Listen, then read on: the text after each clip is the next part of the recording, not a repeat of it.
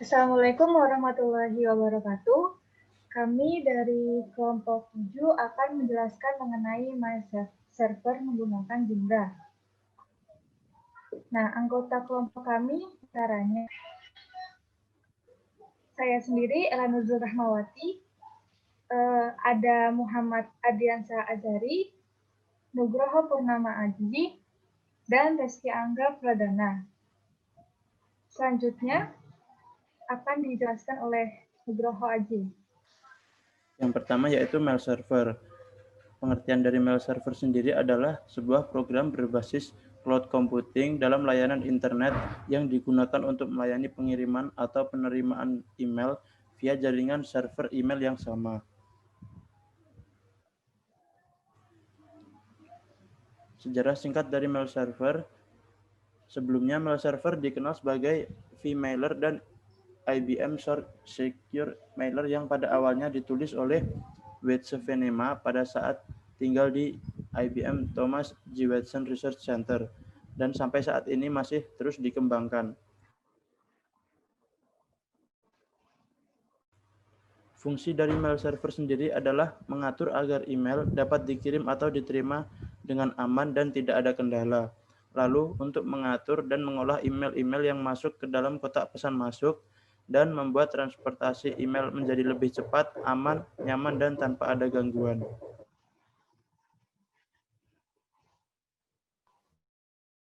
Selanjutnya ada kelebihan dan kekurangan dari mail server.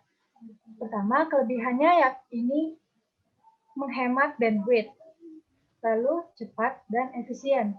Selain itu, mail server juga mudah untuk mengatur akun dan dapat langsung diatasi bila terjadi kerusakan dan juga lebih private.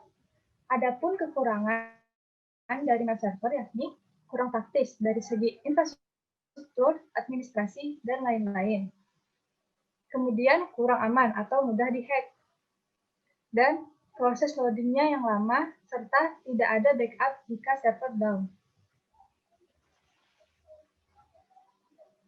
Nah, berikut ini ada jenis-jenis dari mail server. Yang pertama ada outgoing mail atau digunakan untuk mengirim email. Dan ada incoming mail yang digunakan untuk menerima dan mengambil email. Outgoing mail yakni menggunakan server SMTP. Nah, SMTP ini singkatan dari Simple Mail Transfer Protocol, yang merupakan protokol yang digunakan untuk melakukan pengiriman email oleh aplikasi email client. Berikutnya ada incoming mail, yakni menggunakan server POP3. POP3 ini adalah singkatan dari Post Office Protocol versi 3, yang merupakan protokol yang digunakan oleh mail client untuk mendapatkan atau menerima email dari email server dengan menggunakan koneksi TCP/IP. Dan juga ada menggunakan server IMAP. Nah, IMAP ini yakni Internet Message Access Protocol, yang merupakan protokol yang digunakan oleh email client untuk mendapatkan atau menerima email dari email server. Selanjutnya adalah cara kerja dari mail server. Jadi, saat kita mengirim email, maka kita akan ditangani oleh SMTP server. Lalu, email akan dikirim ke SMTP server tujuan, baik secara langsung maupun tidak langsung. Apabila terkoneksi internet, maka email akan terkirim.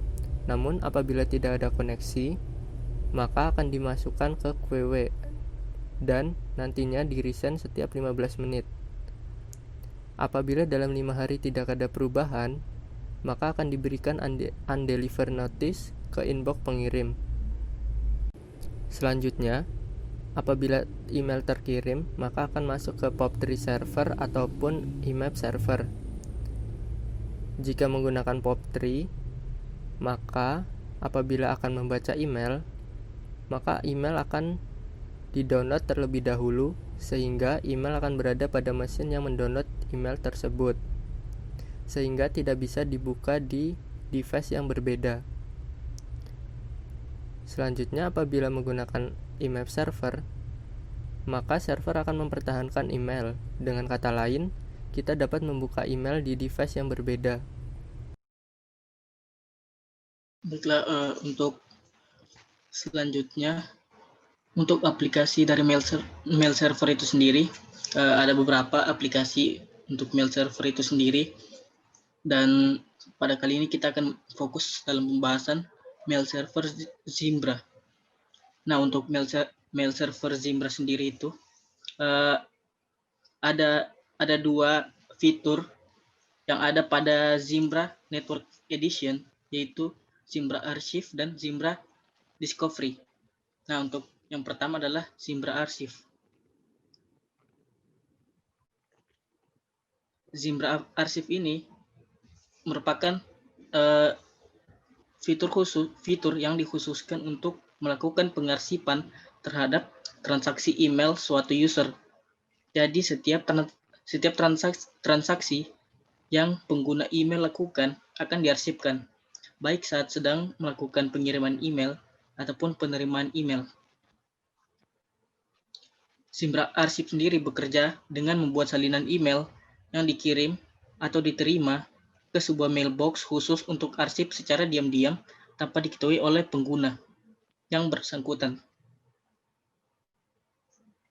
Kemudian melalui Zimbra Archive, setiap transaksi yang dilakukan user akan disalin ke suatu akun khusus untuk arsip, sehingga meskipun email sudah dihapus pada mailbox, kita masih lihat pada mailbox arsip tersebut. Jadi ini merupakan gambaran ilustrasinya. Nah, selanjutnya adalah Zimbra Discovery. Nah, Zimbra Discovery ini sendiri bekerja secara berkesinambungan dengan Zimbra Archive.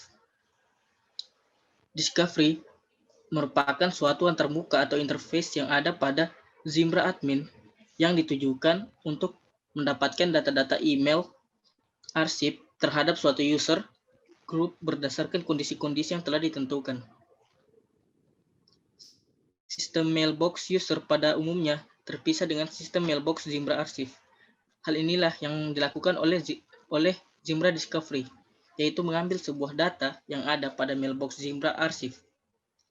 Melalui Discovery, dapat dilakukan pencarian email berdasarkan tanggal, pengirim, penerima, keywords, attachment, bahkan hingga ke suatu keywords yang ada pada attachment. Ini merupakan gambaran dari Zimbra Discovery itu sendiri, ilustrasi. Mungkin sekian saja presentasi dari kelompok kami mengenai mail server Zimbra. Sekian presentasi mengenai Zimbra dari kelompok 7. Terima kasih karena memperhatikan. Wassalamualaikum warahmatullahi wabarakatuh.